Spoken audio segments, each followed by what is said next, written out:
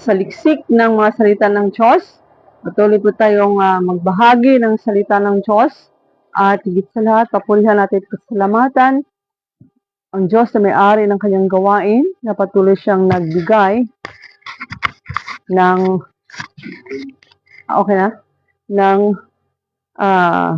pagpapaunawa ng kanyang mga salita. Sa hapong ito ay atin pong muling balikan ang ilang mga talata po na kung saan ay si Kristo mismo nagsasabing mayroon lamang nag-iisang Diyos. Okay? Nasa John 17, atin pong buksan ang ating Biblia, or gamit po lamang ako sa cellphone dahil medyo maganda pong basahin sa malabo-labo ang mata. Yan. John 17:1-3.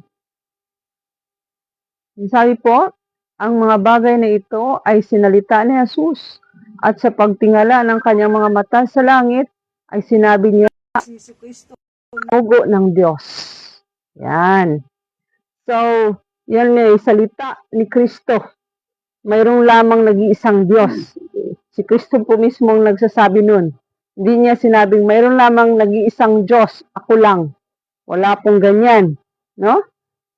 Sabi niya, sa Marcos 12, talatang 29. Marcos 12, talatang 29. Ang sabi po ay, sumagot si Jesus, ang Pangulo, ay pakinggan mo, O Israel, ang Panginoon nating Diyos, ang Panginoon ay iisa. English. And Jesus answered him, the first of all the commandment is, Hear, O Israel, the Lord our God is one Lord. Ito po quoted ni Kristo sa Exodus 20. Mayroon lamang pong nag-iisang Panginoong Diyos. Yan. At sa Marcos 12, talatang 24 hanggang 24, 29, 12 pa rin, talatang Mark 12 verse 24, sinabi sa kanila ni Jesus, hindi kaya nagkakamali kayo dahil diyan na hindi ninyo nalalaman ang mga kasulatan ni ang kapangyarihan ng Diyos, sapagkat sa pagbabangon nilang muli sa mga patay ay hindi na mag-asawa ni pag-asawahin pa, kundi gaya ng mga anghel sa langit. Okay?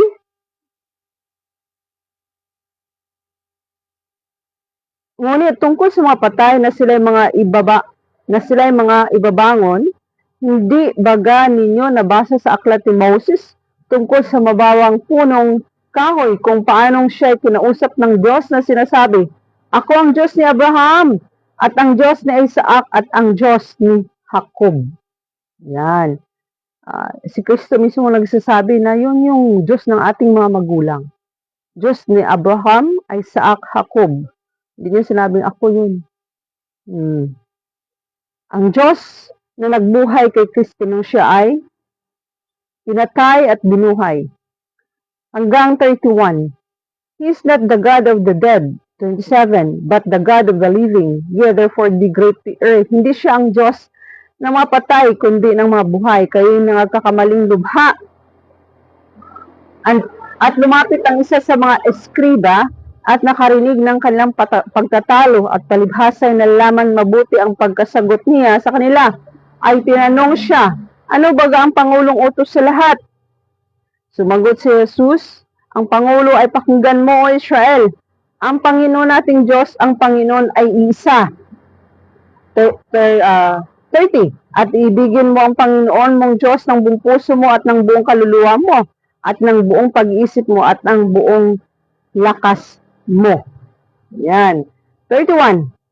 Ang pangalawa ay ito, ibigin mo ang iyong kapwa na gaya ng iyong sarili. Walang ibang utos na higit sa mga ito.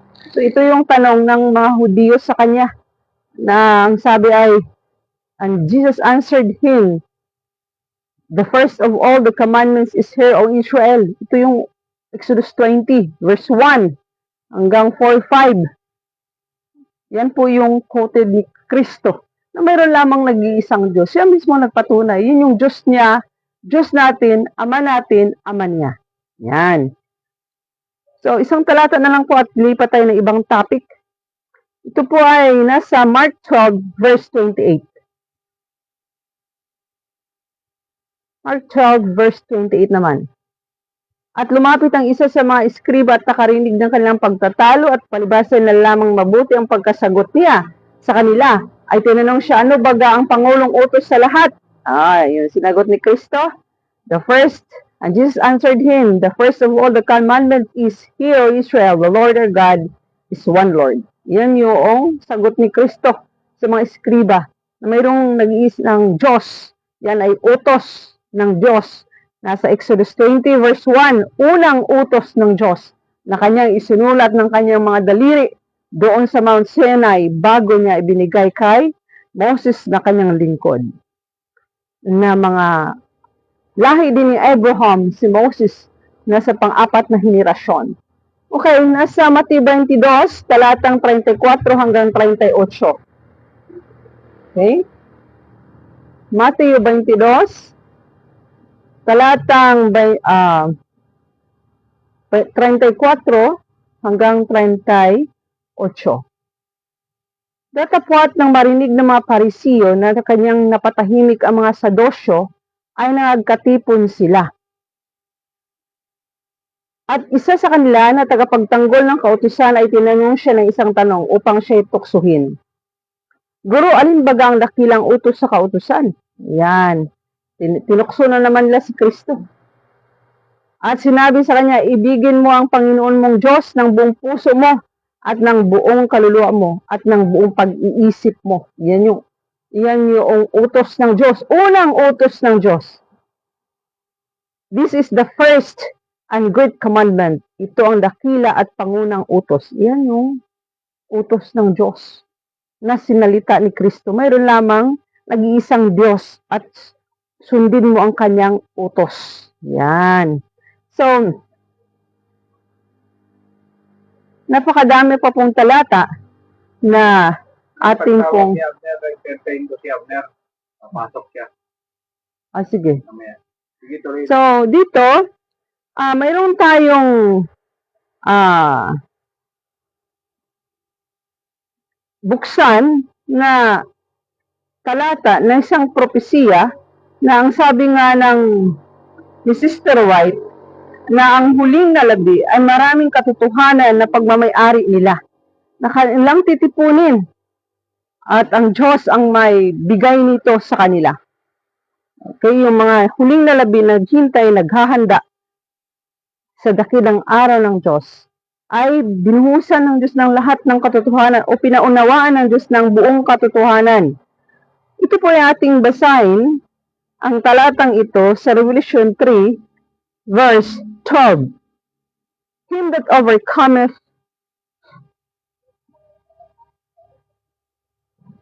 3, verse 12.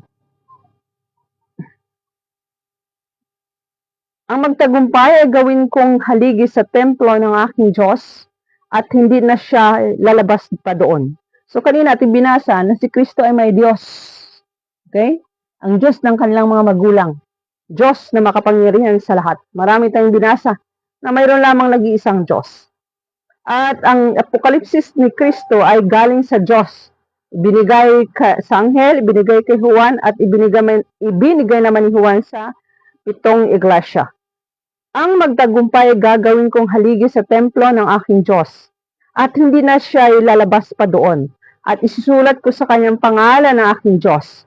At ang pangalan ng bayan ng aking Diyos. Ang bagong Jerusalem na mananaog buhat sa langit mula sa aking Diyos.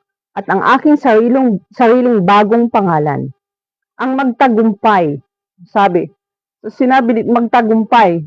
Ang hula ay tumutukoy sa pagtagumpay ng gawain ni Kristo sa langit at magtagumpay sa huling na labi. Dahil hulang ito para sa labi na datna ng kanyang pagparito. Okay. Gagawin daw ang haligi sa templo ng aking Diyos. Tanda natin, ito propesya, kailangan natin ng unawa. kung anong ibig sabihin ng haligi or templo. Sinabing templo, kumakatawan sa tao. Okay? Kumakatawan sa iglesia. Gawing haligi. Pag sinabing haligi ay pundasyon. Mga taong pinundaran ng katotohanan, pinaunawaan ng Diyos. Okay? At hindi na siya lalabas pa doon. Bakit hindi siya lalabas doon? Sapagkat siya ay natatakan at isusulat sa kanya ang pangalan ng aking Diyos. Sa Revelation 14:4, naroon yung pangalan ng Diyos nakasulat sa noo ng 144,000. Pag sinabing nakasulat, ay naunawaan nila ang pangalan o Ama ni Kristo at Diyos ni Kristo. Sige. Ikaw na, Brother Amir. Okay?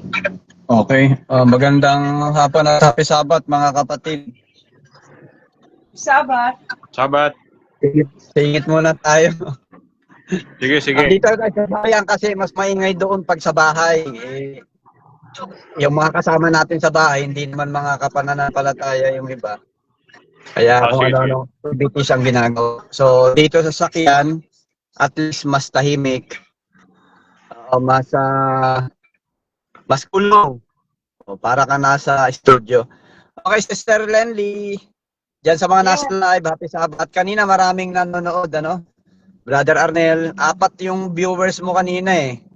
Oo. Yung mata. So, Isa. oo. So, ganyan naman talaga. Ang hinahanap lang naman natin yung 144,000 sa buong mundo. Kaya don't expect na marami talaga ang ating magiging viewers, di ba?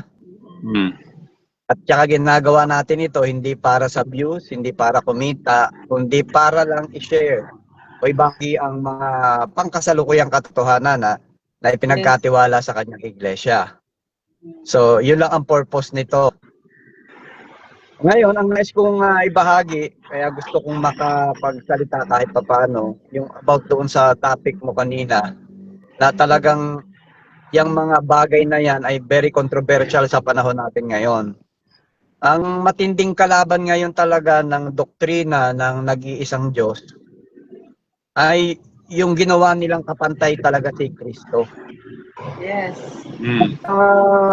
Nung unang panahon, marami silang ginagamit ng mga ibang tao para maging Diyos din nila o mga santo, di ba?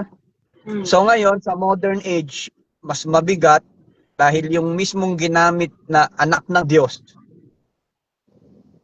gagamitin din sa ganoong paraan. Nung unang panahon, di ba, mga santo, nagsimula yan dapat sa mga anghel eh. Ibiniling kasi sa Katolik talaga na pag-aralan ang mga anghel. Yun talaga dapat. Sa kanilang panahon nagsisimula ang pag-aaral patungkol sa mga anghel. So, imbis na ipagpatuloy nila ang pag-aaral patungkol sa mga anghel, yung anghel, pinalitan nila ng mga tao na ginawa nilang santo. Na mananalangin ka kay Santo Niño, kay Maria, kay ano. May mga iba't ibang ano yan, may mga iba't ibang profession, kumbaga specialty. Ang pagkahalimbawa dito, yung hinahatiran ko dito na isang seminaryo na kilalang simbahan kay Santa Clara ba 'yon? St. Clair. Yung mga naging pasahero ko diyan, patron daw yan ng mga, magte-take ka ng board exam. Diyan ka magsisimba, papasa ka daw. So mga ganon. Diyan kay Santa Clara, makikita ka dyan ng mga itlog na may iba't ibang kulay. Tapos mga kandila. So yun yung hinahandog nila dyan. Inaalay nila para sagutin yung kanilang mga panalangin.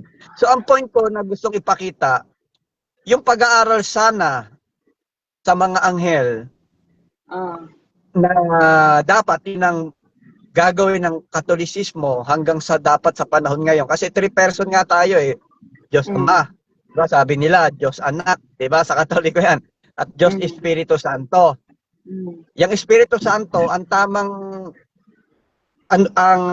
kahulugan niyan, ang tamang persona niyan, mga anghel yan. Yan talaga yan. Sa atin ipinagkatiwala sa panahon ngayon, ang pagpapaunawa niyan sa mga tao ng tinutukoy na Espiritu Santo ay ang mga anghel. Kaya kung papansinin mo, ang simbahan ng mga Katoliko noon, puro rebulto yan ng mga anghel. Estatwa ng mga anghel. Kaso later on, napalitan niya ng mga estatwa o rebulto ng mga santo na tao na ginawa nilang santo. Tapos may mga special siya na specialization kung saan siya, patron siya ni ganito, patron siya ni ganyan. Pinalitan nila na dapat ang gusto ng Diyos sa kanila bilang bayan ng Diyos sa panahon na yon ay saliksikin nila ano ang kahalagahan ng mga anghel sa kaligtasan ng tao. Kaso hindi nagpatuloy yon. Kaya kung papansinin nyo sa Colossians, kapag binasa nyo yung Colossians, yung patungkol sa pagsamba sa mga anghel, nami-misconnotation lang yung salitang pagsamba. Akala ng mga tao, pag sinabing pagsamba sa mga anghel, ginagawa ng Diyos. Ay tunay na Diyos Ginagawa na. ng mga, Diyos. Na hindi naman. Yung salitang pagsamba, it's like, katulad lang yan ng Paggalang. pagbubukod tangi, paggalang, pagrespeto, pagtataas, pagkilala. Ganun lang yung kasimple. Kaya lang yung doon sa Colossians kasi nung sinabing pagsamba sa mga anghel, iniisip nila ipapalit na sa Diyos. Which is wrong.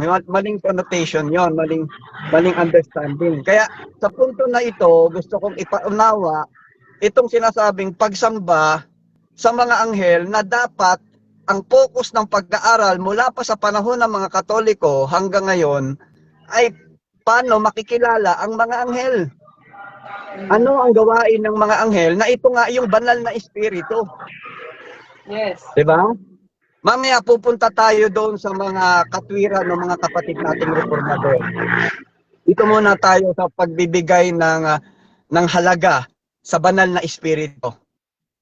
Yan, sa kanila nang galing yan, Diyos Ama, 'di ba? Sabi nila, Diyos Anak, Diyos Espiritu Santo, Trinity, kaso pantay-pantay sa kanila. Iisa lang daw yung tatlo. Diba? Sa utos ng Diyos. Oo, tatlong persona pero pare-parehong Diyos, pantay-pantay. Sa punto na tatlo sila, tama yun yung Trinity. Kaso hindi sila pantay-pantay. Yun talaga ang tama. Kasi yung Ama, nag-iisang Diyos na manlalalang, yung Anak, nag-iisang Diyos na tagapamagitan, o sabihin natin anak muna, baka ma-misinterpret na naman nila. Kasi nung si Kristo namatay, binigyan siya ng titulo na Diyos, pero hindi bilang isang manlalalang. Diba? Kundi isang Diyos na anak ng Diyos. Parang kapag anak ng Diyos, Diyos ka din, di ba? Para bang tulad ni Moses na ginawang Diyos si Moses ng Diyos kay Faraon. Yes. Pag sinabing ginawang Diyos, simple lang yon. Sumunod siya doon sa Diyos.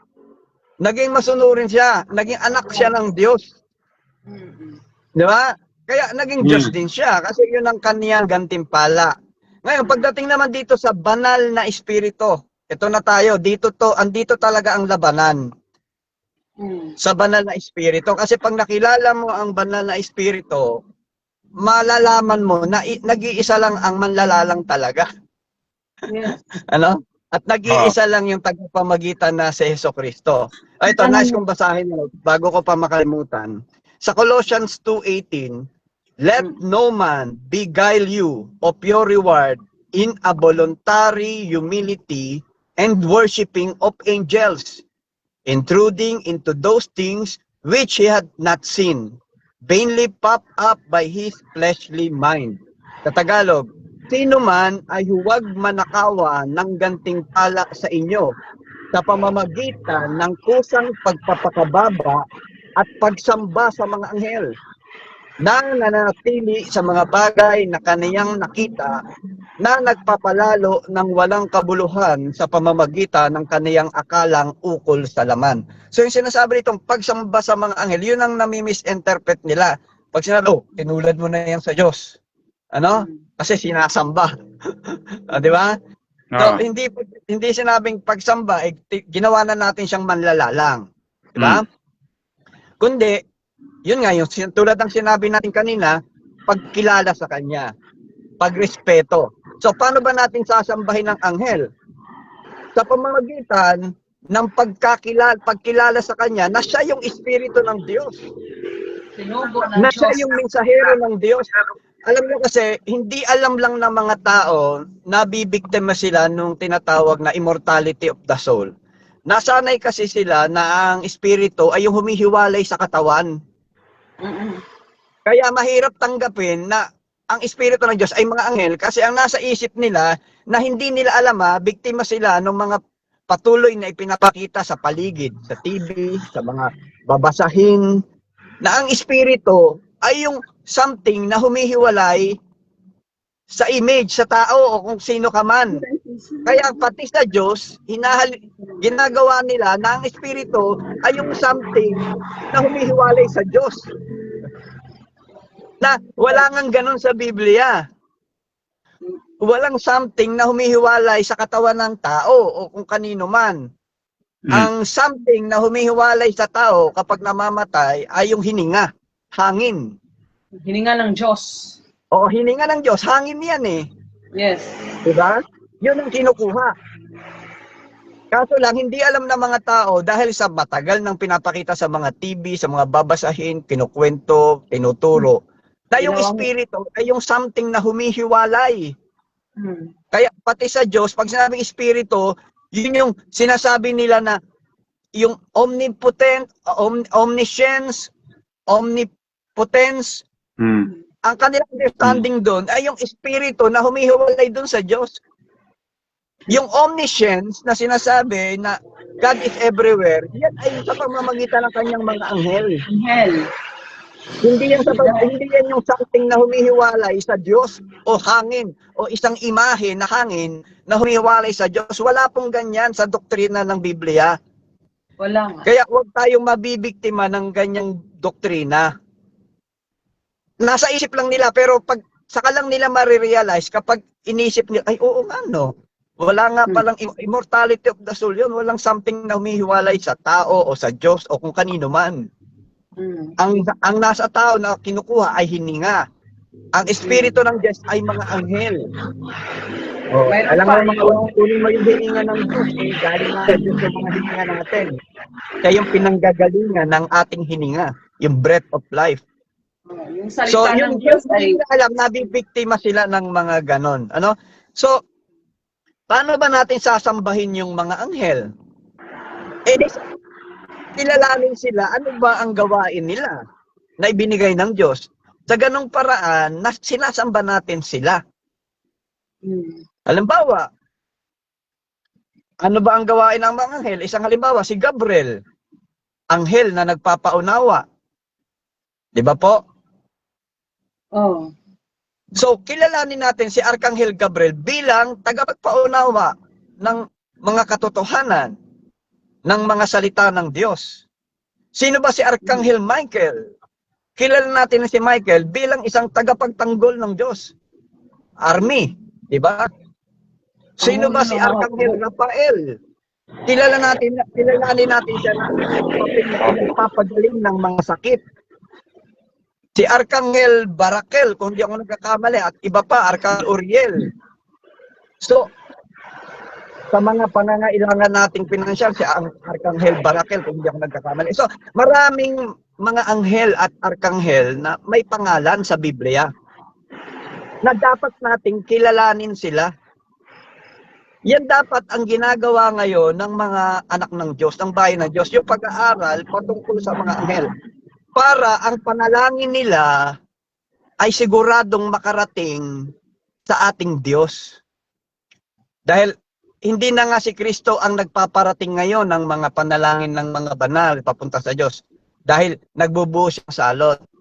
So sino na ang naghahatid ng mga panalangin ng mga banal papunta sa Diyos?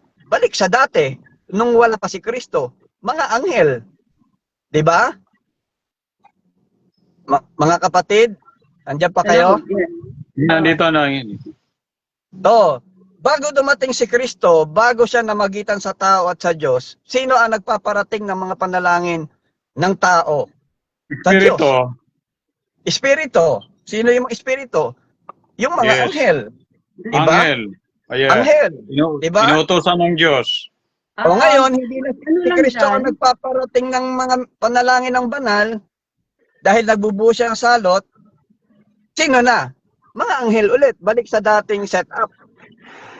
Kaya pinahalagahan, kaya binabalik to sa iglesia, sa bayan ng Diyos, yung aral na ito, pinapaunawa, yung pagsamba sa mga anghel, ibig sabihin, pagkilala sa mga anghel, pag-aaral sa mga anghel, pagrespeto sa mga anghel, paggalang sa mga anghel, pagpupugay sa mga anghel, at kung ano pang dapat nating gawin na pumapaloob sa salitang pagsamba sa mga anghel. Alam nyo, nawawala na sa isipan ng mga tao ang halaga ng mga anghel sa kaligtasan ng tao. Alam nyo ba kung gaano kahalaga ang anghel sa kaligtasan ng tao? Sila ang frontliners. Mula sa tao, papunta sa Diyos.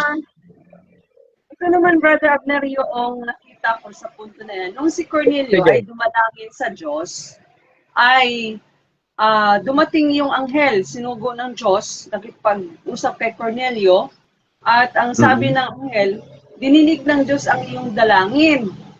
Yes. Narito ako, magpasubo ka ng iyong mga kawal, ipasundo mo si Simon, sa ngalan si Yes. Pedro. Pedro, So, Simon Peter. Ang punto ko, tulad ni Cornelio na nalangin direct sa Diyos, at ang Diyos nagsugo ng kanyang mga anghel para bilang tugon sa dalangin na tinanggap niya. Yes. Yan ang gusto kong gawin ng diin ngayon. Yung sinasabi mo, ebidensya yan na ang mga anghel ang nagdadala ng panalangin ng mga banal sa Diyos mula sa tao, at ang Diyos, yung kanyang salita papunta sa tao, anghel din na nagdadala.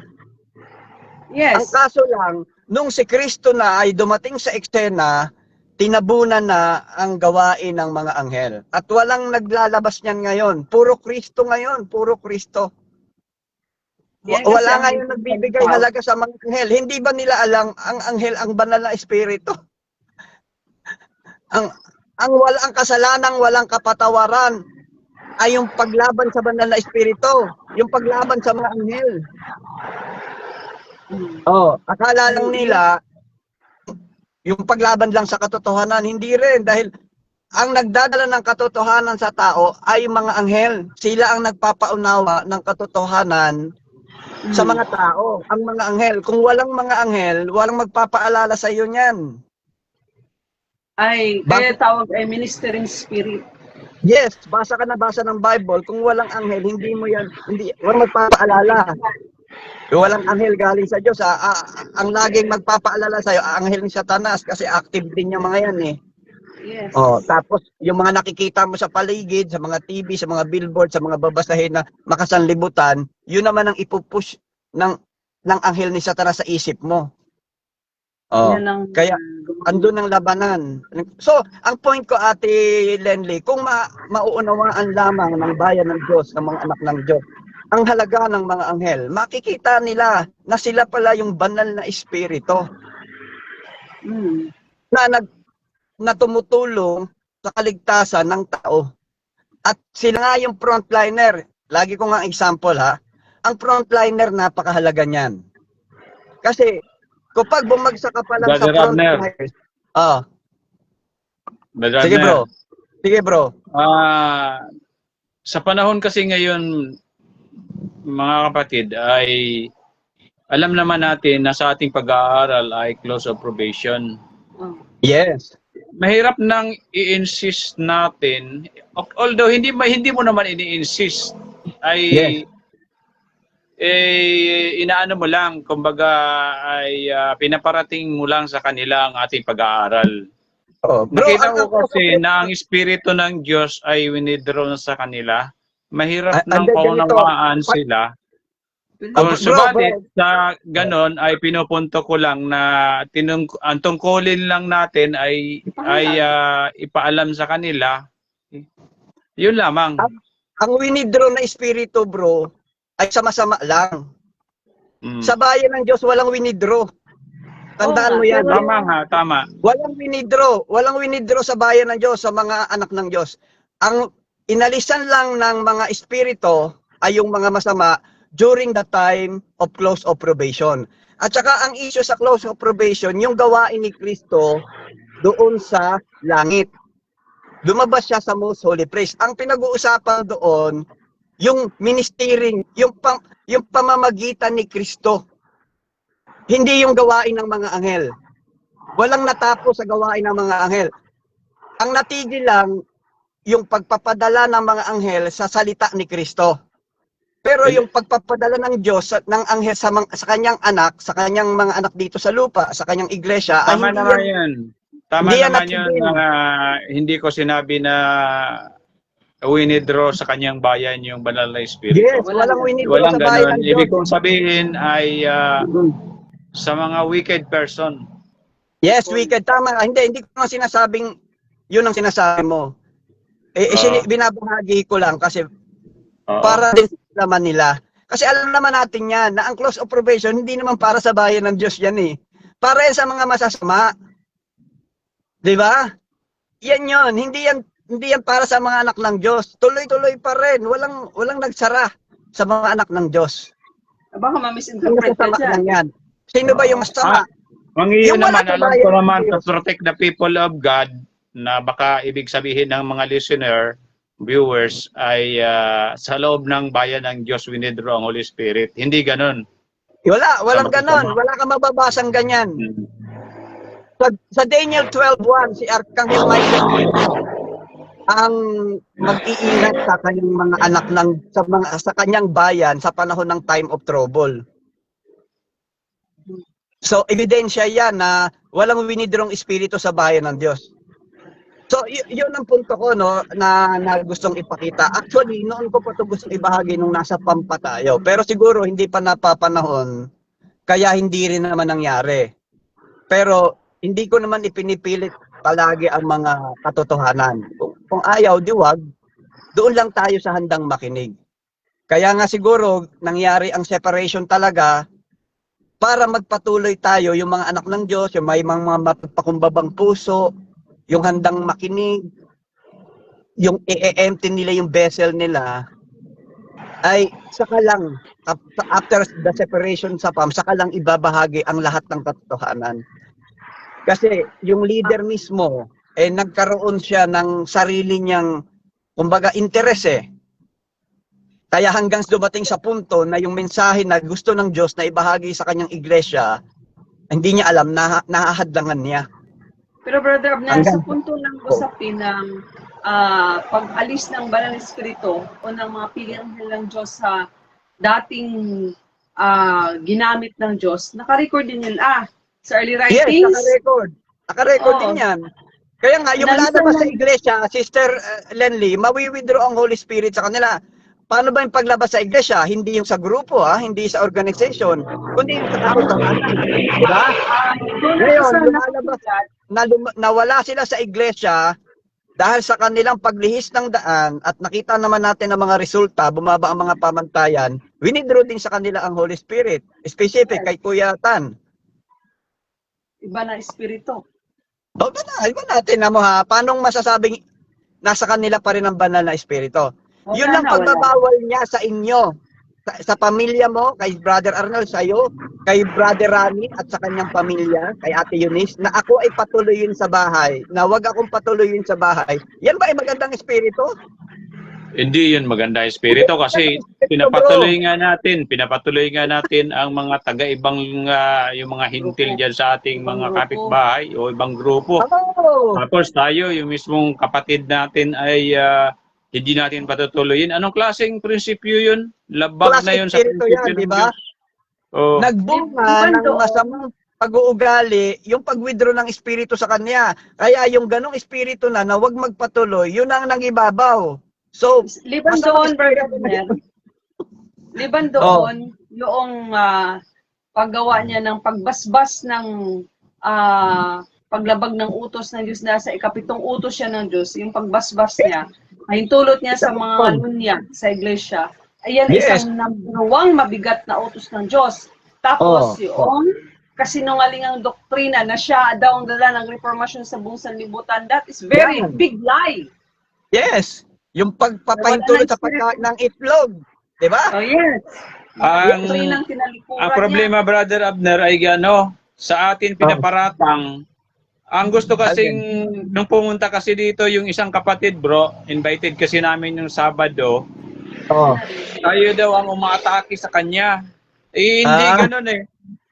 Pinupuntahan ko ang account niya at inisa-isa ko ang mga sinusulat niya at pinag-aaralan ko. Nakita ko kasi labag sa prinsipyo. Ang punto, gumagawa lang siya ng kwento, na dalawa lang ang pinag-uusapan sa libughang anak. Nung binasa ko ng maigi pabalik-balik, 7 pala ang pinag-uusapan. Hindi lang nabigyan din yung 5. Eh, paano hindi ang gagawa ng kwento? Tinago Wala lang niya. Ang banal na espiritu. Hindi na sa kanila pinapaunawa ang mga ang patuloy na katotohanan. Kaya gagawa na lang ng kwento para na lang din yung mga pastor sa mga malalaking simbahan. Sa Mother Gagawa na lang Church. ng kwento yan. Oo, hindi na yan yung katulad sa atin na mula doon sa pundasyon ay pinapaunawa ng Diyos ang pagpapatuloy nito. Yung continuation. Eh kasi nga, paano niya maikukwento yung continuation? Eh nilabag na nga niya eh. Hindi na niya sinundan eh. Oo nga eh. Oo. Ano pa ikukwento niya? Di mag-iimbento ngayon siya. Tingnan mo yung binasa ko yung post niya about alibughang anak. Oh, ano kasi paliwanag yan? Natatawa ako eh. Parang kwentong King Koy. Ikaw, ano ba to? Kasama ba namin to na mga mag-aaral ng propesya? Wala nang, tinanggal na nga, Brad. Yung dating pinagkatiwalaan sa pagkaunawa, wala na. Wala na. Ang lapit mo. Siguro sa mga walang background, pwede nila yung mapaniwalaan. Dahil wala na. Pero tayong nakakaalam na kung saan nagsimula yung alibughang anak na yan, the prodigal son na propesya na yan, at sino-sino ang mga gumanap dyan, tatawanan mo talaga yung interpretation ngayon ni Ibong Mandaragit. Hindi talaga, tatawanan mo talaga yan. Tangan nyo, ano na mga paliwanag, di ba? Alam mo, yung may masabi lang, parang ganun, mema, sabi nga sa salitang sanlibutan, may masabi lang. Oo. Pero walang katotohanan, mali, puro mali. Kaya nga salamat nga at kinurek mo eh, itinama mo. Okay, sige, balik tayo doon sa espiritu, banal na espiritu. Kung maunawaan lang sana ng mga anak ng Diyos, ang banal na espiritu ay ito yung mga anghel. At kung bibigyan nating halaga yung sinasabi dito sa Colossians na pagsamba sa mga anghel, hindi mahirap na maunawaan na meron lamang nag-iisang Diyos. Na meron lamang isang manlalalang. Kailangan talaga maipaunawa yan. Kasi hanggang ngayon, alam ko, biktima pa rin ang mga tao sa salitang espiritu ay yung something na humihiwalay sa isang tao o sa isang Diyos o kung kanino man o sa hayop man, di ba? Hindi nila naunawaan na yung espiritu ng Diyos ay yung mga anghel. Yes. Okay? Tayo, ang espiritu natin ay yung ating hininga. Di ba? Yung ating hininga. Yung ating isip. Di ba? Walang something na humihiwalay sa katawan natin. Yun yung buhay ng binigay ng Diyos sa Yan yung mga atin. tamang interpretation ng salitang espiritu. Pero kaya nilalaban yung ganong tayo nila kasi nga hindi nila alam sa subconscious nila, biktima sila ng immortality of the soul. Kulang sa kalaman, yan ang resulta. Dahil sa kulangan ng kalaman, Osias 4:6, dahil sa kulangan ng kalaman, napapahamak ang bayan ng Diyos. Yes, bukod doon talagang siguro na brainwash sila, hindi nila masyadong iniimbestigahan sa sarili nila, tango na lang ng tango, parang ganon. Okay, so balik tayo dun sa mga kapatid kasi maiksi na lang yung oras. Si Brother L, siguro kilala nyo na yan. Leon, minsan nag-usap kami. Sinabi niya, Brother Abner, paano mo masasabing, kasi nga ang katwiran ko sa kanya, if the testimonies contradict to the word of God, reject them. Diba? Tungkol dyan, yan ang issue. So may pinakita siyang pangitain na ang naglikha sa pangitain na binigay kay Sister White ay kasama si Kristo. Ano? Nandun si Kristo. Actually, sabi ko nga sa kanya, pag binasa mo lahat ng sulat ni Sister White, patungkol dyan sa paglikha na yan, nakasama si Kristo, iba-iba rin yung understanding nyo eh. Sa ibang sulat ni Sister White, inutusan si Kristo na maglalang. Diba? Sa iba naman, sabi nila, si Kristo mismo yung naglalang. Yes. Galing sa sarili niya. Brother Art. Diba? Oo. Kaya iba-iba sila na understanding pagdating dyan. Diba?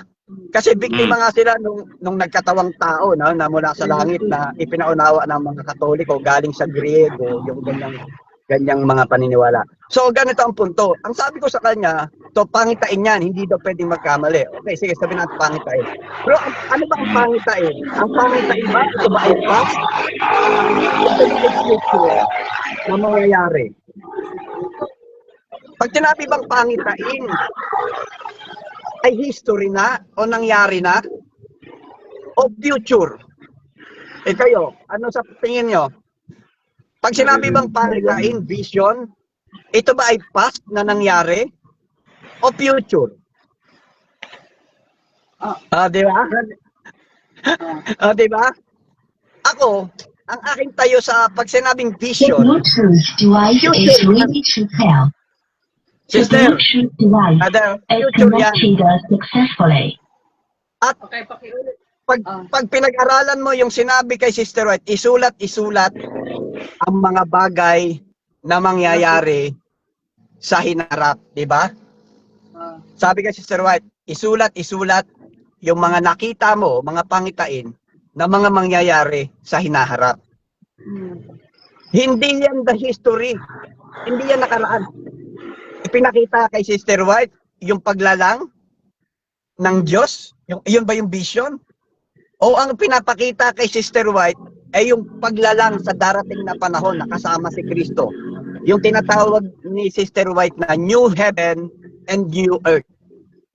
Hindi lang naging eksakto yung kanyang explanation. Kasi nga pangitain eh. Yung kanyang konklusyon. Kasi pag pangitain talaga minsan, pagdating na sa konklusyon, minsan, nagre-rely ka pa rin sa dati mong kaalaman. Hindi Diba? inaalis. Oh. O hindi naalis yan, lalo pag nagsulat ka na. Parang Kaya nga- theologian yan eh. Parang theologian. Kung anong pinag-aralan mo doon, i-apply mo kahit reformador ka na. Yes, minsan na isusulat mo. Pero ako, naniniwala ako na ang pangitain na ibinigay kay Sister White na sinulat niya ay sa paglalang sa hinaharap yon. Na binigay sa kanya ang dominions sa sanlibutang ito, kaya dahil sinunog sa pamamagitan ng apoy, ang sanlibutang ito magkakaroon ng bagong paglalang at diyan nakasama si Kristo. Ito yun na Yun ang sinagot ko sa kanya. Oo, hindi ko naman sinasabi na ito na yung eksakto, ito na yung tama. Ang sabi ko lang, hindi natin kasi pwedeng sabihin agad na mali yung sulat ni Sister White. Kung hindi, baka pwedeng hanapan pa natin ng ibang paliwanag na hindi siya magbubungguan talaga.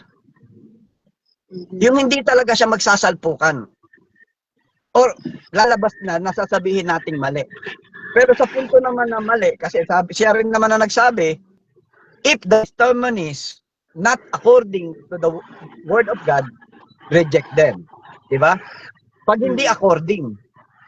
Okay? So ako, ang nakita kong according to the word of God, yung sinasabi sa Biblia na magkakaroon ng bagong paglalang. Bagong langit at bagong lupa. Yan ang maliwanag dyan. At kasama sa paglalang ng bagong lupa at bagong langit si Kristo sapagkat binigay na sa kanya ang dominion sa sanlibutan ito. Siya ang magiging hari ng lupang ito, siya ang magiging Lord ng lupang ito. Yes. King of Kings at Lord of Lords. Kaya yung pangitain na yun na sinabi ni Brother L na paano magkakamali ang isang pangitain? Tama, hindi magkakamali ang isang pangitain. Ang nagkakamali, yung umuunawa sa pangitain. Kailangan ka-anchor yan sa Word of God. So, naniniwala ako doon sa pangitain na binigay kay Sister White na sinasabi ni Brother Ed na hindi pwedeng magkamali ang pangitain. Tama ka. Tayo lang ang nagkakamali dahil na-influensyahan tayo ng aral na Trinity. Tulad ng pangitain ni Daniel, si Daniel 8:14, ininterpreta ni William Miller, guided ng Holy Yes. Spirit si William Miller. Pero bakit mali ang interpretation pa rin? Adi, Hindi, walang- kasi, hanggang Oo, doon lang doon yung sa punto na pagpapaunawa yun. ng anghel ng Diyos. Oo, bakit yun ay nakaprophesy yung pagpapaunawa na yon na mali. Pero doon kasi sa pangitain, yung kino-question niya na mali ba yun, yung pangitain kasi yun eh. Siyempre, Okay. pag pangitain, maaring ang pangitain na yun, kailangan ng interpretasyon. Yes, Di- doon siya nagkamali sa pagsulat niya. Pero yung pangitain tama. Yes. Tama yung pangitain. Ang mali, yung pagkakakonklusyon niya na ito ay paglalang sa tao noong unang panahon. Kung hindi, paglalang ito sa new heaven and new earth. So yun lang ang gusto kong ipakita. Siguro lalawak pa yan kapag ating pinag-usapan. Brother Abner, Sige po. yung bakit sinulat pa ni Mrs. White yung if my writing contradicts to the Bible? Hindi niya naman sinabing may writings. Basta sabi niya ng testimonies. Pero siyempre, wala naman pa eh. Yung mga sinabi niya, testimonies Parehas din yan. naman yun. Ibig ko sabihin, Oo. ba't sinulat pa yun? May tendency talaga na si Mrs. White ay magkakamali. Yes, at sinabi niya rin, I'm not infallible. Yes. God is the only infallible. Oh yes, at sinabi niya yon. At alam niya, at kaya niya nasabi yon dahil nga ang Diyos mismo, may mga plano. Yes. Siya mismo Alangan may naman, plano. lahat ng isulat kay Sister White, hindi na tayo mag-iisip, hindi na tayo mag-aaral. Kumbaga, perfect na lahat. Paano Nagsulat ng Sister. walang puzzle? Kumbaga, walang puzzle. Ang gusto mali nila, walang kasi- puzzle.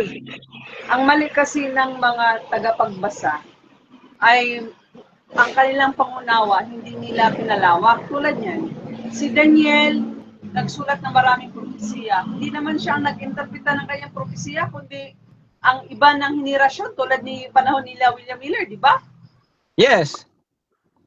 At saka Kaya si bukod doon Sister atin White, nga, naapektuhan nga sila nung nakalagay na kanilang yung doktrina sa isip nila nung prinsipyo. Kasi nga naniniwala nga sila doon sa nagkatawang tao. yun Naandun na nga. si Kristo at nagkatawang tao. Pero kung uupuan muna nila yung one God at mapapatunayan nila na nag-iisa lang ang manlalalang talaga, yun naman ang papasok sa isip nila katulad ng nasa isip ko. Na ang paglalang kasama si Kristo ay doon sa new heaven and new earth. Ganun lang yun. Kaya nga sinasabi ko sa inyo minsan, depende yun sa laman ng puso, sa nasa isip, ang pag-i-interpret ng isang propesiya o ng isang pangitain. Depende kung ano yung nasa puso mo, nasa isip mo. Kaya nga ang payo, empty your vessel first eh. Empty your vessel. Para wala ka kagad kikilingan. Kumbaga, i-neutral mo muna yung sarili mo. Diba? O, kaya, yan ang nangyari dahil nagkaroon na ng impluensya ng Trinity, ng paniniwala ng Roman Catholic, plus dito, binabalik yung pag-unawa sa nag-iisang Diyos, galing naman sa bansang Israel yan, sa mga Hudyo. Nagkaroon na ngayon ng magkaibang pagkaisipan doon sa pangitain na ibinigay kay Sister White tungkol sa paglalang na kasama si Kristo. O, di ba? Ngayon, ang mangyayari dyan, pabigatan ngayon yan. Pabigatan. Sino ang mas mabigat? Yung Sa dalawa. mahirap kasi Kaya nga, ang nangyari lang, tayo mahirap magpaliwanag kasi ng Brother tayo Abner, i-empty mo yung nalalaman mo kagad eh. I-empty mo kagad. actually, yung pag-empty, hindi Lalo mo talaga... na yung mga tao na matataas ang tingin sa sarili. Kahirap noon. Actually bro, yung salitang empty, hindi naman talaga totoong i-empty mo yan eh. Kasi hindi mo naman ma-empty sa isip mo yan. Hindi mo naman maalis talaga sa isip mo yan eh. Nasa isip mo na yan eh. Yung sinasabing empty, inyo-neutral mo sa sarili mo. Naputol. Wala kang kakampihan. Wala kang... And then, yung sinasabing empty, inyo-neutral mo lang. Kasi sinabing empty, hindi talaga naman ma-empty yan. Kasi buburahin mo sa utak mo ng eraser. Hindi mo na ma-erase talaga. Nandyan talaga yan. Ang punto ng salitang empty pala, Brother Abner, Inyo-neutral mo yung sarili mo. unawain mo yung kabilang side ng tinuturo Yes. ng Biblia. Hindi lang ka lang magka-stick sa isang kinagis ng paniniwala. Suriin mo rin yung Yes. sinasabi ng mga kapatid. Yes, ganito yon. Unawaan mo muna yung ini-explain ng kapatid. Unawain mo muna hanggang sa pag nakuha mo yung gusto niyang sabihin sa'yo, yun ang sinasabing empty yourself. Ang Yes. nangyayari nga kasi, hindi mo pa nga nauunawaan yung sinasabi ng kausap mo, tapat ka na ng tapat. Dakdak ka Tama, na ng tama. dakdak. Kasi sinasabing empty. Kasi hindi mo naman talaga mai-empty yan sa utak mo. Hindi mo mabubura yan. Iba lang kung Ayan ang mga knowledge, mga wisdom na ibinibigay sa atin ng Diyos. Yun Kaya daw lang ang syempre, sekreto ng mga bright ay makinig muna bago mag-react. yes, gaya yan. Yun, di ba? Makinig ka muna. So, ang punto, doon sa sinasabi nila na binigay kay Sister White na pangit ay nakasama si Kristo, bakit hindi nila subukan yung kaisipan na iyan ay sa new heaven and new earth? Pag nakita nila yon, magkakaroon sila ngayon ng punto dito sa nag-iisa lang ang Diyos talagang manlalalang. mayroon pang karagdagan. Sige. Ay unawain nila yung binigyan si Kristo ng kapamalaan, kapangyarihan, at kaluwalhatian. Yan Yes. ay bakit ibinigay yan ng Diyos sa unang Adan.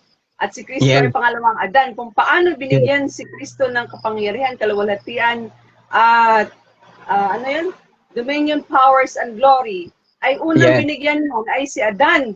So si Yes. Adan pala, ay ang hula nga sa Korinto, na itong si Kristo ay second Adam. So ibig sabihin pala, sa kabilang Brother Abner ha, Yes. challenge Oo. ng pag-unawa ng talata, ay yung sa pamagitan ng kamatayan ni Kristo, nagkaroon ng paglikha ng bagong buhay ang tao. Yes. Tama. He is the creator of the redemption, not by creation. Yes, redemption. Oo, kaya Kaya nga, yung pagbigay-pugay kay Kristo, dominion, power, and glory, yan ay unang binigay din kasi kay Adan, na si Adan ay created being lang din ng Diyos. At Yes. sa halip na doon sa kausap ng Diyos na Espiritu ang bigyan niya ng kapamalaan sa lupang ito, sa tao, niya Yes. ibinigay, mababa sa Espiritu na ginawa niya. Kaya nga, okay. nagalit si Lucifer kasi bakit doon sa tao na binigay ang kapamalaan ng sanlibutan ito, siya ay mas mataas kaysa tao. Iklaro natin yan, iklaro. Nung si Adan ay nilikha, before the fall, bago ang pagkakasala, mas mataas siya sa anghel. Yes. Nung bumagsak si Adan sa pagkakasala, naging mas mababa siya sa anghel. Nung tinubos ni Kristo, nang namatay si Kristo sa krus, ibinalik ni Kristo ang pagiging mataas ng tao sa anghel. So, yan ang tamang explanation dyan kung bakit nalilito sila, mas mataas si Kristo sa anghel, mas mataas ang anghel kay Kristo. Hirapan silang ipaliwanag yan. Pero ang totoong paliwanag niyan, nung si Adan ay nilikha before the fall, bago ang pagkakasala, mas mataas ang tao sa anghel. Nung nagkasala ang tao, bumaba ang tao sa anghel. Mas pababa sa anghel. Nung nagtagumpay si Kristo, mas mataas ang tao sa anghel. Sige. Ang question kasi dyan, doon sa Hebrew, na ang anghel ang mas mataas kaysa tao. So, Yes, after the fall. After the fall yan. After the fall sa iyo. Yes, pag nagkasala si Eva at Adan, diyan mas bumaba ang tao sa anghel. Pero, nung nilalang before the fall, mas mataas ang tao sa anghel. Hindi, ang talata kasi Kung nagsasabi. nagtampo diyan si Lucifer eh. Okay, ulitin natin para maintindihan natin. Oo. Sige. Okay. Sige. Ang sabi ay ang sabi ay yung banal na espiritu, anghel ay mas mataas sa tao na ginawa. Yes. So kailan ba naging ginawa in the beginning? Mas mataas. May talata, baka makalimutan mo, may talata din na mas mataas ang tao sa anghel. Kaya nga, so kailan ba nagiging mataas ang tao kaysa anghel at kailan ba naging mataas ang anghel kaysa tao? Yes, yun yan. Before the fall, mas mataas ang tao sa anghel. Kaya nainggit si Lucifer. after the fall, mas mataas ang anghel sa tao. Pero Hindi kaya doon na ganito? nagumpay si Kristo sa krus. Hindi kaya ganito, Brother Abner. Ang anghel, unang ginawa ng Diyos kaysa tao, di ba? Yes. Oo. Siyempre, Okay. sa dalawa lang sila. Bagamat- Oo. Okay, bagamat ang sanglibutang itong ginawa ng Diyos na sa halip sa anghel, dahil mas mataas nga siya, ay doon niya ibinigay sa tao. So ang talatang Yes. yan, bago pa man bumagsak ang tao, ang mataas ay ang anghel. Kasi Yes. nga si And Kaya then, nagalit. and then, Sister Lenley, pag usapin ng dominion sa lupa, sa sanlibutan, ang mas mataas ang tao. Kasi ibinigay ng Diyos ang dominion dito sa lupa sa tao, hindi sa anghel.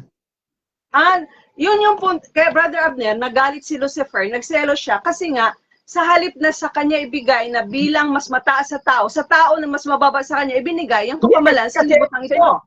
Kasi si Lucifer hindi niya naintindihan na ginawa ang sanlibutan ito para sa tao.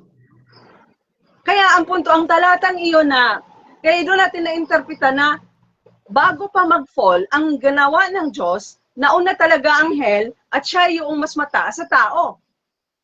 Ay, tingnan mo yung latag ni Brother Rani, kung i-review. Tsaka, Ate Lenley, ah, pagka yung ganyang usapin, hindi usapin ng ano yan doon sa sanlibutan. Pero ang tao nilikha sa sanlibutan ito. Kaya ang usapin dito sanlibutan. Kumbaga nakakonect kung sino ang mas mataas dapat dito sa sanlibutan.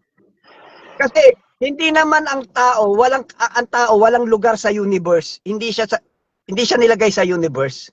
Ang anghel nasa universe at saka ang Diyos. Sa punto na yan, masasabi mong mas mataas yung anghel. Pero ang usapin kasi dito sa Biblia ay dito lang yan sa sanlibutan. Hindi yan sa universo.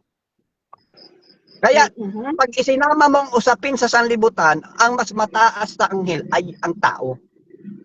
Sana nakukuha mo yung punto ko. Naiintindihan ko yung sinasabi mo. Mas mataas ang anghel sa tao dahil sila ang unang nilalang at sila ay nasa universo sa labas ng sanlibutan ito. Kuha mo.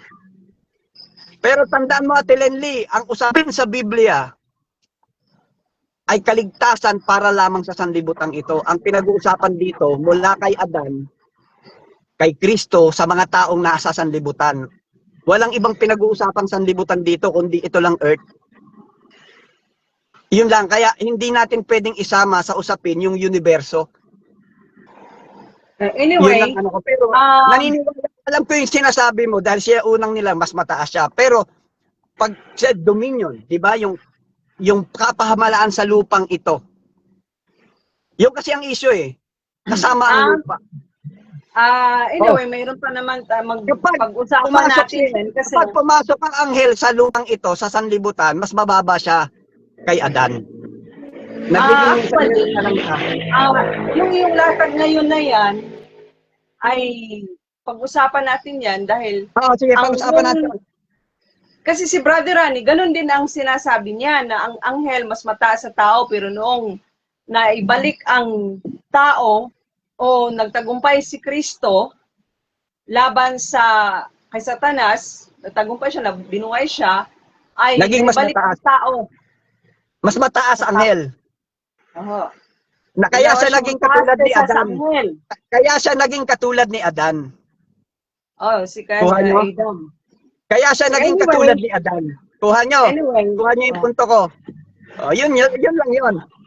Bakit sinabi na mas mataas yung tao sa anghel nung nagumpay si Kristo? Di ba kasi nga ang pinag-uusapan yung dominion sa lupang ito. Dito sa sanlibutan. Ang pinag-uusapan sa Biblia, Sister Lendy, ito lang sanlibutan ito. Ang kaligtasan sa sanlibutan ito. Dahil ang nagkasala lamang ay ang sanlibutan ito. Itong earth lang na pinungunahan dapat sana ni Adan. So sa iyo, ang anghel ay mataas nga sa tao outside of this world, tama? Yes. Kung outside sa mundong ito.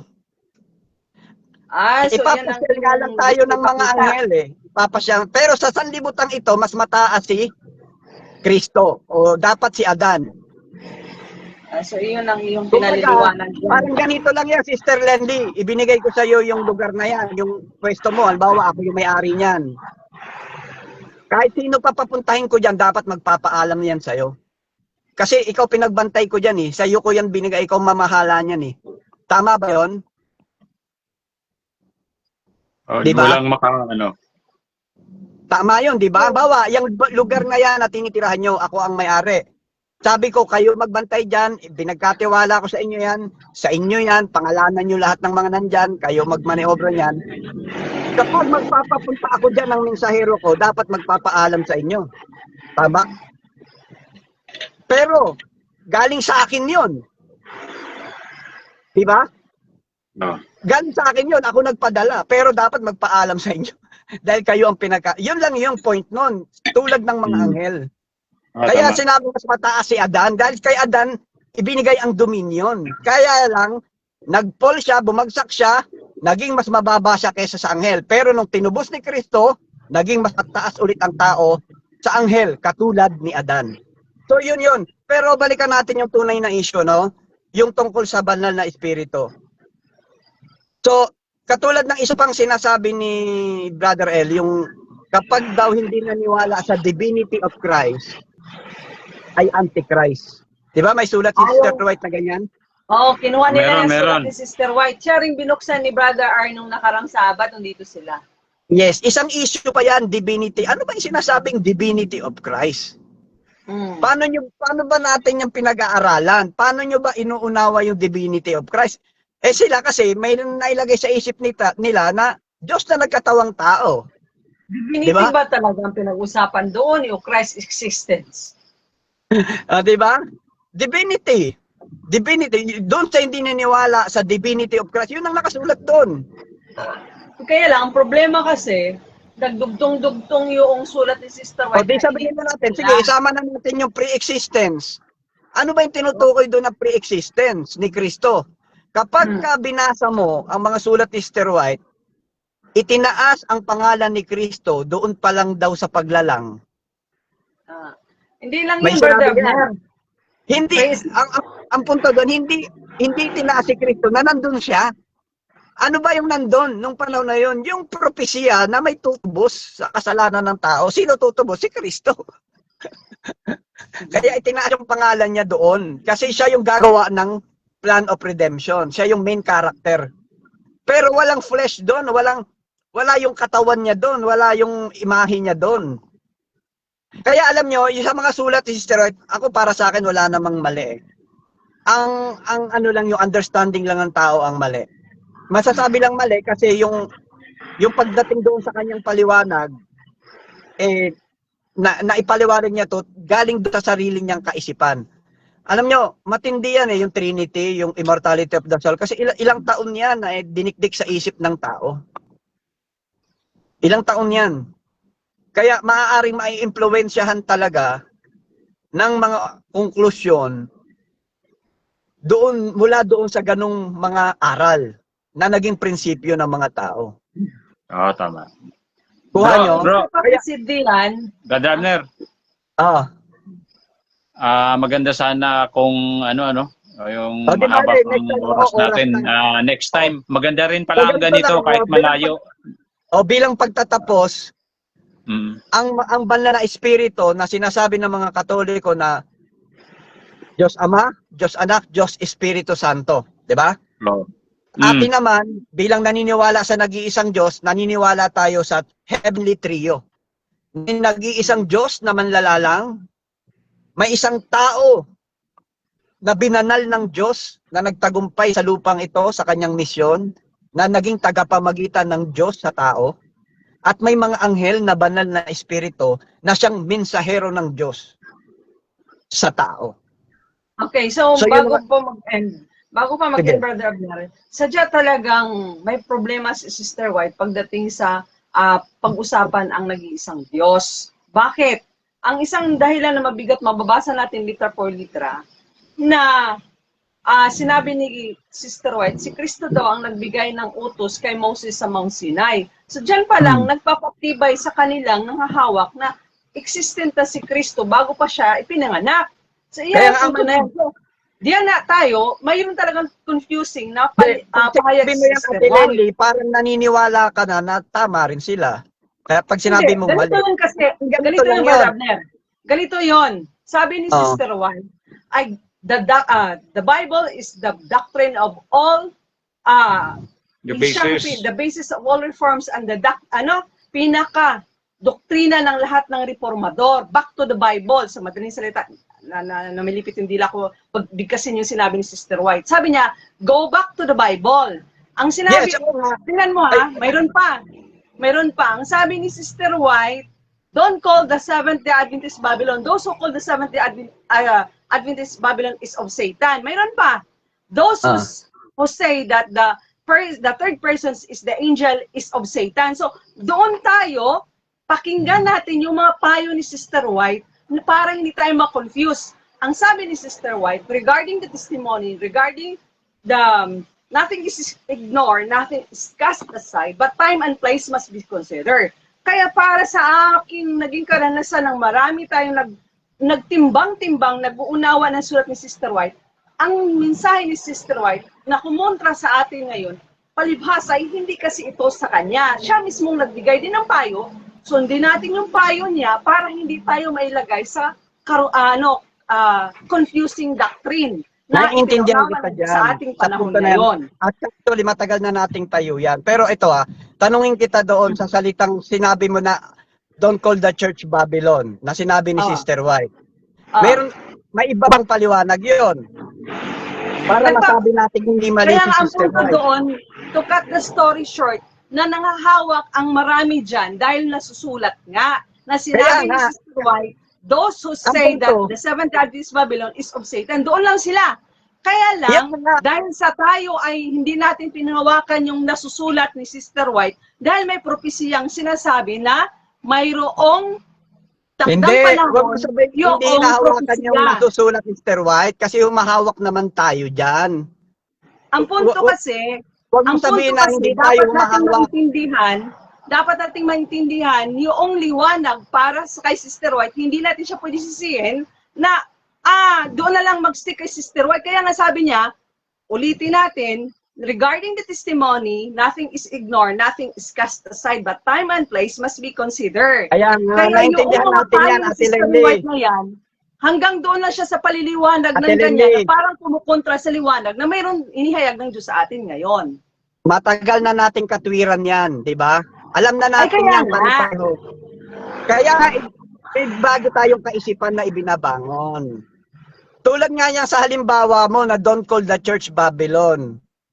Mali ba dun si Sister White? Mali ba talaga siya? Hindi, may paliwanag yun. Yun ang punto ko. Yun ang punto ko, may paliwanag yan. Hindi siya mali, may paliwanag. Yan ang gusto kong ipunto. Hindi ko minamasama yung sinasabi mo. 'Di ba? Ang punto ko, kung may paliwanag pa na iba, 'di ba? Doon muna tayo sa paliwanag. Yung don't call the church Babylon, hindi mali siya kasi may paliwanag tayo doon. Kaya nga, dahil nagpapaliwanag sa kanyang sinasabi na kasi alam mo nangyayari kasi nito.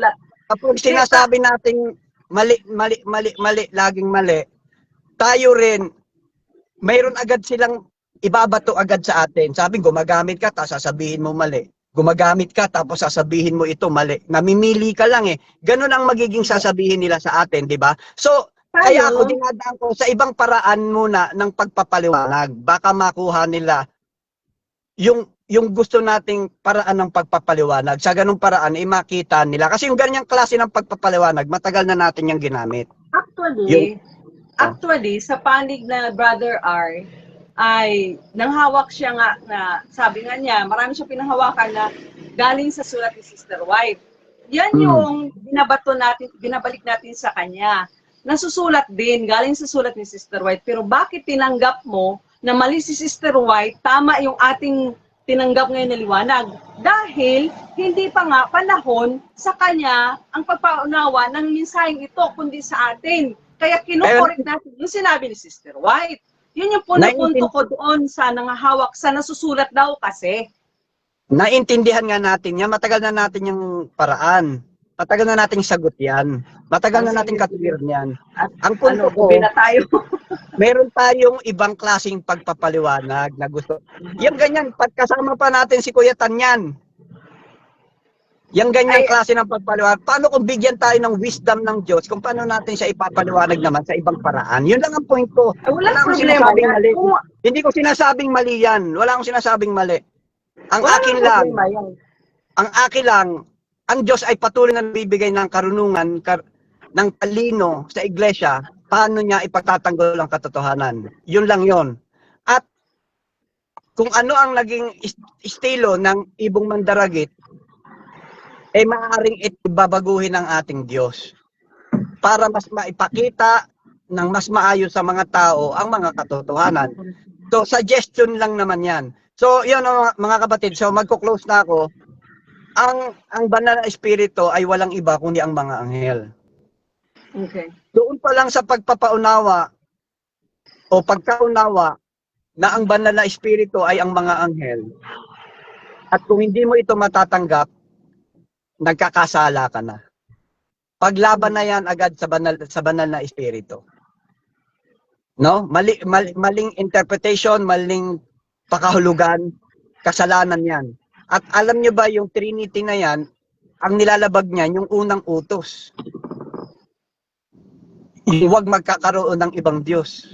Kaya dumadating yung unang utos. Oo, kasi pinantay nila yan si Kristo sa ating Ama sa nag-iisang Diyos Oo, pinantay.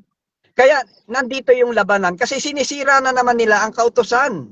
'Di ba? Sa paggawa nila na ipantay si Kristo sa nag-iisang Diyos, nilalabag nila ang unang utos. So, salamat for Ang hindi nila pagkilala sa anghel bilang banal na espiritu, kasalanan din yan sa unang utos. So yan mga kapatid, salamat sa pagbibigay ng panahon. Sana magkasama-sama rin tayo at patuloy sa pag-aaral at pagbabahagi ng mga katotohanan. Dapat pala, para hindi sana tayo nabitin, ay maaga tayong nakapag-start. Pero yung kasi nag-contact sa akin na mga kapatid, ay late na nakapag-contact sa akin, nakapag-usap kami. So, yan. Bitin tayo sa ating oras. Next Sabbath na lang. Tapos si Brother Rani, kung gusto rin share sa ganitong paraan, di mas maganda. Aga-agahan na lang natin next Sabbath. Salamat sa inyong Salamat, participation. mga kapatid. At tayo po ay aawit. Ano po? Awit. Iko-close ko na para buo na Sige. yung Salamat, Brad. Thank you very much. God bless Thank you. you. Next Sabbath ulit. God bless. Okay, bless you. Ating pong awitin. Hymn number Okay. 413. Bukas ang Bluetooth.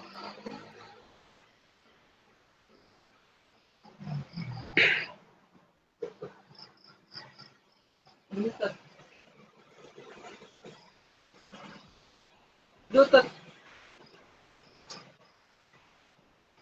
The Bluetooth device is ready to pair. The Bluetooth device is connected successfully.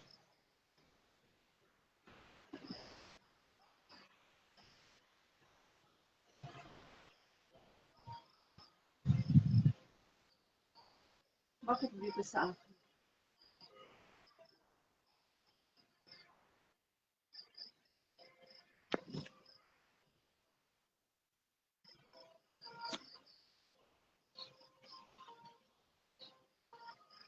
The Bluetooth device is ready to pair. The Bluetooth device is connected successfully. The Bluetooth device is ready to pair. Awit mo na, Papsi. Awit tayo sa Diyos bilang papurit pa sa salamat. Okay? Sa hymn number 413.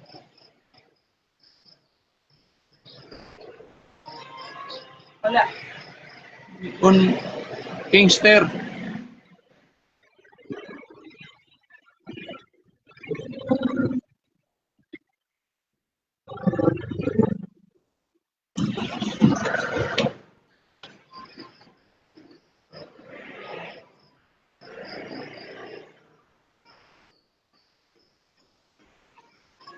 Napaandar mo.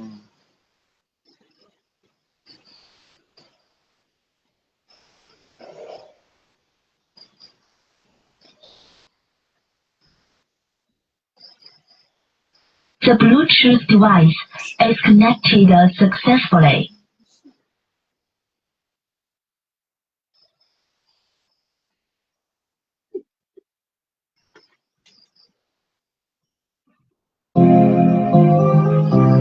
Four, one, three.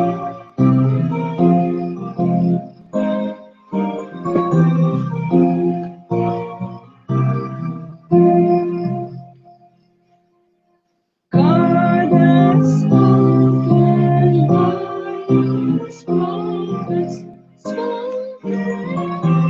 and told you each promise,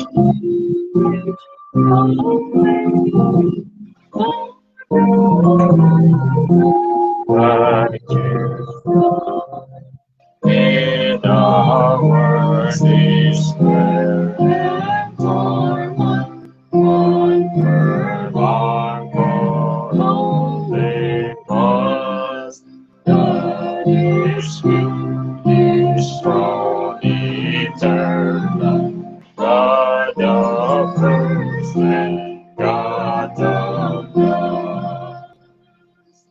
God Has spoken by Christ Father, Christ the everlasting Son, brightness of the Father's throne, the Father spoken by the Word incarnate, Son of God, mighty God, light of light to earth descending and revealing God. God yet speaks by His own Spirit, speaking to the hearts of men. In the age-long word expounding God's own message now appears. Full of nations, watch your faith yet standing fast. God is with His word unchanging, God of first and God of last.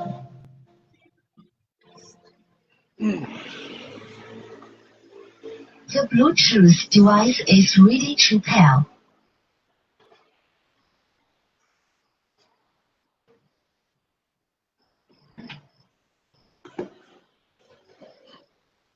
Let's pray. Kapangin ng Diyos na mga pangyarihan ka po sa lahat. Kayo ang aming nag-iisang Diyos na naglatag ng langit at ng lupa, may lalang ng buhay, lahat ng bagay. Diyos na Abraham, Isaac, Jacob at Elias, maraming salamat po sa inyong mga salita na tinanggap sa buong maghapon ng araw ng Sabat ay ito. At kung anumang nasumpungan niyo sa amin, di kaya ayon sa inyong banal na harapan, kaawaan niyo kami kabagan, patuloy kami alalahanan po, sigurin yung mga pinanghalo pang kami sumunod at gabayan. Pang kami po patuloy na makipaglaban laban sa sarili, lalo sa ang pag-iisip, paningat at paggawa. Huwag niyo kami alisin sa inyong alaala o Diyos, naway huwag niyo alisin ba ng Espiritu sa aming buhay, naway alalahanin niyo po ang aming mabuting gawa kahit kapangkulan. Hiling namin patuloy sa inyo na buhay. Patuloy niyo na po sigurin yung mga pilihan ng halupang kami tuwat kami Pangunahan. At pagpalain kami sa ang pangailangan, upang ang mga nasabatan, makapagbayad din kami sa amin. Alam bayaran at tulungan din mga kapatid sa ibang dako. Ganyan din sa aming mga mahal sa buhay, ang pag-ingat ng pagpaparay pagkalit sa kanila. At mga po ay patuloy ng tanggapin at binigin. At may balik sa inyo, O Diyos, ang papurit parangal. Dahil sa inyo pong kaharian, ang kapangyarihan at ang kaluwalhatian, magpakalan paman. Amen. Magandang gabi sa ating lahat, sa mga nanonood sa ating pong live. Magandang gabi mga kapatid na Para sa buhay ba?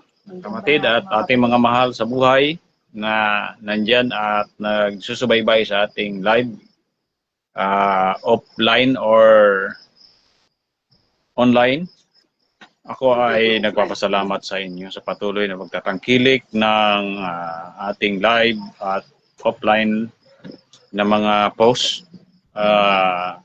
Nabalik namin ang papuri sa Diyos sa kabutihan niya sa atin.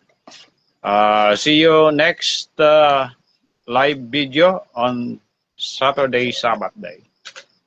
Sign off na po kami. Magandang gabi. Magandang unang araw ng isang linggo sa inyong lahat. Have a blessed evening to everyone. God bless you all. Sign off na po ang Iglesia sa Bahay. Iglesia sa Tahanan. Magandang gabi po sa inyong lahat.